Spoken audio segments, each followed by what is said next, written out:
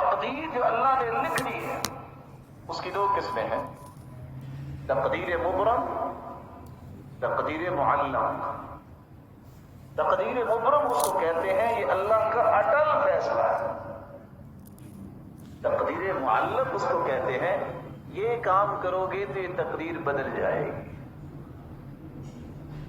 رسول اکرم صلی اللہ علیہ وسلم کا فرمان سنیں، لا يرد القدر الا الدعاء، تقدیر کو بھی اگر بدل سکتی ہے تو یہ دعا بدل سکتی ہے۔ لا يرد القضاء الا الدعاء، اللہ کے فیصلوں کو بھی تبدیل کرواتی ہے تو دعا۔ اس قدر یہ عظیم چیز ہے، اس قدر یہ اللہ کی ہاں عزت ہے۔ تقدیر جو اللہ نے لکھ دی ہے اس کی دو قسمیں ہیں، تقدیر